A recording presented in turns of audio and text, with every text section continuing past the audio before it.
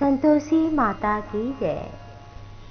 आप सभी पर माँ की अपार कृपा बनी रहे। आइए श्रवण करते हैं संतोषी माता व्रत पूजन विधि। 7 वार होते हैं जिनमें कि शुक्रवार माँ संतोषी का दिन कहा जाता है। सुख शांति सभी प्रकार के वैभव माँ अपनी पूजा आराधना व्रत करने पर प्रदान कर देती हैं। माँ गणेश भगवान की पुत्री हैं और संतोष दे देती हैं, जीवन में सभी खुशियाँ देती हैं। ये व्रत में शुक्ल पक्ष हो तो ज़्यादा अच्छा है। शुक्ल पक्ष से प्रारंभ करें। संतोषी माता का जो पूजन है, व्रत है, वो विवाह, संतान, भौतिक सुख में वृद्धि करता है। सुख सौभाग्य की कामना से 16 शुक्रवार का संकल्प करना चाहिए। नियम संयम का पालन करना चाहिए और कभी अगर महिलाओं को मासिक धर्म से गुजरना पड़े तो वो व्रत छोड़ के अगले शुक्रवार को व्रत पूजन करना चाहिए। इसी तरह कभी व्रत खंडित हो जाए तो उस शुक्रवार को छोड़कर अगले शुक्रवार को व्रत करना चाहिए। सूर्योदय से पूर्व उठें, सफाई इत्यादि करें, पवित्र जगह पर माँ का चित्र स्थापित करें मंदिर में और माँ के सम्मुख एक कलश रखें, उसके ऊपर एक कटोरा और उसमें गुड़ और चना रखें। दीपक जलाएं, फूल, अक्षत, सुगंधित द्रव्य, नारियल, लाल वस्त्र, कपड़ा, चुनरी इत्यादि अर्पित करें। गुड़ चने का भोग लगाएं, आरती करें। कथा इस प्रकार है। इस व्रत को करने वाले को कहते सुनते समय में हाथ में चने गुड़ भुने हुए लेना चाहिए और संतोषी माता की जय जयकार करना चाहिए। और जो जल है कलश का पूर्ण होने पर कथा, आरती इत्यादि तुलसी की क्यारी में सींचे, पवित्र स्थान पर डाल दें। श्रद्धा भक्ति भाव से इस व्रत को करें। इस व्रत में मुख्य रूप से स्त्री पुरुष को खट्टी चीज़ें ना खाना चाहिए, ना खिलाना चाहिए। इसका भी विशेष पालन करना चाहिए। कथा इस प्रकार है। एक बूढ़ी औरत थी जिसके 7 बेटे थे। 6 कमाते थे, एक नहीं कमाता था। तो बुढ़िया उन 6 के लिए तो अच्छा भोजन बनाती, लेकिन 7वें को बचा खुचा जूठन देती थी। वो बहुत सीधा था, मन में विचार नहीं करता। पत्नी से बोला, मेरी देखो माँ मुझे कितना प्यार करती हैं। माँ ने मुझे अच्छा पूरे जीवन भर प्यार किया है। पत्नी ने कहा, हाँ हाँ जूठन जो खिलाती हैं। उसने कहा, ऐसा नहीं हो सकता। कहा कि देख लोगे तो हाँ मान जाऊंगा। एक दिन अच्छा बड़ा त्योहार है। बुढ़िया ने 7 प्रकार के भोजन, लड्डू इत्यादि बनाए। 7वां लड़का ये बात देखने के लिए सिर दुखने का बहाना करके पतला कपड़ा ओढ़कर सो गया। देखने लगा, माँ ने उनको बहुत अच्छे आसन पर बिठाया है। 7 प्रकार के भोजन और लड्डू परोसे माँ उन्हें बड़े प्रेम से खिला रही थी। जब 6 उठकर चले गए तो माँ ने उनकी थालियों से जूठन इकट्ठा किया, एक लड्डू बनाया, फिर 7वें पुत्र को देकर बोली, चलो भोजन कर ले। पुत्र बोला, माँ मुझे भूख नहीं है, मैं परदेश जा रहा हूँ। माँ ने कहा, अगर कल जाना है तो आज अभी चला जा। वो बोला, हाँ, और घर से निकल पड़ा। चलते समय पत्नी से मिलने के लिए गया। पत्नी गौशाला में कंडे बना रही थी। बोला, हम विदेश जा रहे हैं, कुछ समय के बाद आएंगे।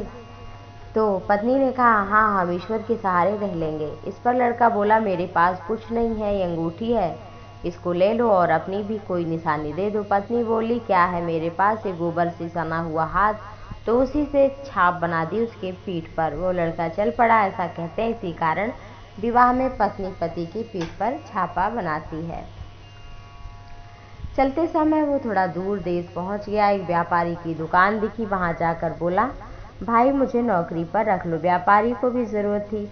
बोला, पहले काम देखेंगे तब तनख्वाह देंगे। वो सुबह 7 से रात 12 बजे तक नौकरी करने लगा। थोड़े ही दिन में सारा लेन देन हिसाब किताब करने लगा। 7-8 नौकर थे। वो सोचने लगे कितना बड़ा काम करता है, कितना अच्छा काम करता है। और 2-3 महीने में ही आधे मुनाफे का हिस्सेदार बना दिया मालिक ने। 12 वर्ष में तो वो नामी सेठ बन गया। मालिक तो कहीं चला गया। उधर उसकी पत्नी को इधर सास जेठानियाँ सब बहुत सताती थीं। उसे लकड़ी लेने के लिए जंगल भेजती थी, भूसे की रोटी और फूटे नारियल में पानी देती थी। बेचारी बड़े कष्ट से अपने जीवन को व्यतीत करती थी। एक दिन की बात है, जब लकड़ी लेने जा रही थी तो रास्ते में उसने कई औरतों को व्रत करते देखा। पूछने लगी, बहनों किसका व्रत है, कैसे करते हैं, इसके करने से क्या होता है? स्त्री बोली, है संतोषी माँ का व्रत है, इसके करने से मनोवांछित फल मिलता है, गरीबी चिंता दूर होती है, मुकदमा कलह रोग नष्ट होते हैं, संतान सुख धन प्रसन्नता शांति मन पसंद वर मिलता है। पति बाहर हो तो शीघ्र आता है। फिर उसने रास्ते में लकड़ियाँ थोड़ी बेच दी, गुड़ चना उससे लिया। व्रत की तैयारी करने लगी। सामने एक मंदिर दिखा तो लोगों से पूछा किसका मंदिर है। लोग कहने लगे संतोषी माता का। वह मंदिर में गई और माता के चरणों में लौट गई। विनती करने लगी, माँ मैं आपकी शरण आई हूँ, मेरा दुख दूर करो। माँ को दया आ गई। माँ शुक्रवार को उसके पति का पत्र आया माँ का व्रत करने पर, और अगले शुक्रवार को धन आया। अब तो सास जेठानी सभी ताने देने लगी, अब तो इसकी खातिरदारी बढ़ेगी, क्यों बुलाने पर बोलेगी। बोली, पत्र धन तो हम सबके लिए अच्छा है। ऐसा कहकर नेत्रों में आंसू आ गए। वो माँ के मंदिर में गई, चरणों में गिर गई। बोली, माँ मैंने पैसा कब मांगा था, मुझे तो अपने सुहाग का दर्शन चाहिए। मैं तो स्वामी के दर्शन और सेवा मांग रही हूँ। तब माता ने प्रसन्न होकर कहा, जा बेटी तेरा पति आ जाएगा। वो बड़ी खुश हो गई और घर गई, घर का काम काज करने लगी। उधर संतोषी माँ ने उसके पति को स्वप्न में घर जाने और पत्नी की याद दिलाई। उसने कहा, माँ मैं कैसे जाऊँ, परदेश की बात है, लेन देन का कोई हिसाब नहीं है। माँ ने कहा, मेरी बात मान, सुबह उठ नहा धो करके मेरा नाम घी का दीपक जला दंडवत करके दुकान पर बैठना, देखते देखते सारा काम हो जाएगा। सुबह उठा, लोगों से बात कही सपने की। कुछ लोग तो हंसी उड़ाने लगे, लेकिन एक बूढ़े व्यक्ति ने कहा, भैया जैसा माँ ने स्वप्न में कहा है वैसा ही तू कर। सुबह नहा धो कर के उठ, माँ को दंडवत प्रणाम कर घी का दीपक जला और दुकान पर बैठ जा। ऐसा ही किया। फिर थोड़ी देर में धन का ढेर लगा, माल बिक गया। अब बड़ा ही प्रसन्न हुआ, घर के लिए गहने और कपड़े सामान खरीदने लगा और जल्दी रवाना हो गया। उधर बेचारी उसकी पत्नी रोज लकड़ियाँ लेने जाती और रोज संतोषी माँ की सेवा करती। उसने माता से पूछा, हे माँ यहाँ कैसी धूल उड़ रही है। माँ ने कहा, तेरा पति आ रहा है, तू लकड़ियों के 3 बोझ बना, एक नदी के किनारे, एक यहाँ रख, तीसरा अपने सिर पर। तेरे पति के दिल में उस लकड़ी को गट्ठे को देखकर मोह पैदा होगा। जब यहाँ वो खा पी कर जाएगा तो पीछे से जाना और चौक के बीच गट्ठर में लकड़ियाँ डालना और जोर से 3 आवाज़ दे देना, सासू माँ लकड़ियाँ ले लो, भूसे की रोटी दे दो, नारियल में पानी दे दो, क्या घर में कोई मेहमान आ गया है। और इसने ऐसे ही चरण छुए और उसके अनुसार सारा कार्य किया। जब पति अंदर पहुंचा तो वह तीसरा गट्ठर लेकर गई और चौक में डालकर कहने लगी, सासू माँ लकड़ियों का गट्ठर ले लो, भूसे की रोटी दे दो, नारियल में पानी दे दो, क्या आज कोई मेहमान आया है। यह सुनकर सास अपने कपट भरे वचनों से कष्ट को भुलाने के लिए कहने लगी, बेटी आजा, पति आ गया है, चावल खा, मीठे गहने कपड़े पहन। अपनी माँ के ऐसे वचन सुनकर पति बाहर आया और जब वही पत्नी के हाथ में अंगूठी देखा जो देकर गया था, पहचान गया, बड़ा व्याकुल हुआ। उसने पूछा, ये कौन है। माँ ने कहा, तेरी पत्नी। 12 वर्ष हो गए बेटा, ये जब से तू गया बस खाती घूमती है, कोई काम नहीं करती। अब तुझे देखकर देखो कैसा नाटक फैला रही है। वह बोला, ठीक है, मैंने इसे भी देखा, आपको भी देखा, मुझे ऊपर की चाबी दो कमरे की, वहीं रहूँगा। माँ ने गुच्छा पटक दिया, जाना।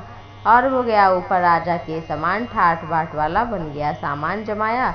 अभी थोड़ा ही दिन बीता, अगला शुक्रवार आया। बहू ने कहा, नाथ मुझे संतोषी माँ के व्रत का उद्यापन करना। बोला, हाँ क्यों नहीं, जल्दी करो। तैयारी करने लगी उद्यापन की। उसने जेठ के लड़कों को भोजन के लिए बुलाया, मान तो लिया, लेकिन जेठानी ने पीछे से बच्चों को सिखा दिया, खटाई जरूर मांगना, उद्यापन पूरा ना हो। लड़कों ने खाई और बहू से खटाई मांगी। बोली, नहीं खटाई नहीं दी जाएगी। पैसा मांगा, बहू ने दे दिया। अब वो ला करके खटाई सामने खाने लगे सब। इस पर संतोषी माँ क्रोधित हो गई। राजा के दूत उधर उसके पति को पकड़ कर ले गए। बेचारी बड़ी दुखी हुई, रोती माँ के मंदिर गई, चरणों में गिरकर बोली, माँ हंसाकर क्यों रुला रही हो। और बोली, पुत्री मुझे दुख है कि तुमने अभिमानवश मेरा व्रत तोड़ा है, इतनी जल्दी सब बातें भुला दी। वह कहने लगी, माता मेरा कोई अपराध नहीं, मुझे तो लड़कों ने भूल में डाल दिया है, भूल से मैंने पैसे दिए, क्षमा करो, दोबारा उद्यापन करूंगी। माँ बोली, जा तेरा पति रास्ते में मिलेगा। ऐसा ही हुआ। पूछा कि कहाँ गए थे। कहा कि इतना पैसा कमाया है, राजा को टैक्स भरने गया था। कुछ ही दिन बाद अगला शुक्रवार आया। पति की आज्ञा से दोबारा उद्यापन किए और जेठ के लड़कों को बुलाए। जेठानियों ने फिर बात सिखाई। लड़के भोजन की बात पर खटाई मांगने लगे। बोली, खटाई नहीं मिलेगी, जाना हो तो जाओ, खाना हो तो खाओ। वो सब चले गए और फिर ब्राह्मण के पुत्रों को बुलाकर भोजन कराया, यथाशक्ति दक्षिणा दी और संतोषी माँ भी बड़ी प्रसन्न हो गई। माँ की कृपा से 9वें मास में सुंदर पुत्र हुआ। अब मंदिर लेकर पुत्र को रोज जाती थी। एक दिन संतोषी माँ ने सोचा, चलो इसको घर पर ही दर्शन दे के आती हूँ। माँ ने भयानक रूप, गुड़ चने सना हुआ मुंह बनाया, ऊपर सूंड के समान होठ, जिन पर मक्खियाँ मिनमिना रही थी। इसी सूरत में उसके घर गई। देहली में पांव रखते ही उसकी सास बोली, कोई डाकनी आ रही, इसे भगाओ नहीं तो किसी को खाएगी। लड़के भगाकर खिड़की बंद करने लगे। साथ में लड़के की बहू ऊपर से देख रही थी। वह वहीं से चिल्लाई, आज मेरी माँ घर आ गई है। यहाँ कहकर बच्चे को दूध पिलाने से हटाया। सास बोली, पागल है, बच्चे को पटक दिया। इतने में संतोषी माँ के प्रताप से लड़के ही लड़के नजर आने लगे। बहू बोली, सासू माँ, मैं जिनका व्रत करती हूँ वही जगत जननी जगदम्बा बराम्बा संतोषी माता है। कहकर सारी खिड़कियाँ खोली और फिर माँ के चरणों पर सभी गिर पड़े, विनती करने लगे, माँ मूर्ख अज्ञानी है, हम आपके व्रत विधि को नहीं जानते, हमें क्षमा कर दो। जब बहू ने कहा तब माँ ने क्षमा कर दिया। बहू ने कहा कि हे जगत जननी, आपकी जय हो। माँ ने कहा कि कुछ वरदान मांगो। उसने कहा, हे माँ, जो आपका व्रत करे श्रद्धा भक्ति भाव से, आप उस पर अपनी कृपा बनाए रखिए। हे माँ, उसके जीवन में कभी कोई दुख ना आए और हे माता, उसके जीवन में सभी सुख आए। माँ ने कहा, जो भी व्रत श्रद्धा भक्ति भाव से करेगा, इस कथा को पढ़ेगा, सुनेगा, दूसरे को सुनाएगा, माँ मैं उसके ऊपर सदैव कृपा उसके परिवार पर बनाए रखूंगी। इस तरह से कथा पूर्ण हुई। आप सभी पर भी माँ संतोषी की परम असीम कृपा बनी रहे। बोलो संतोषी माता की।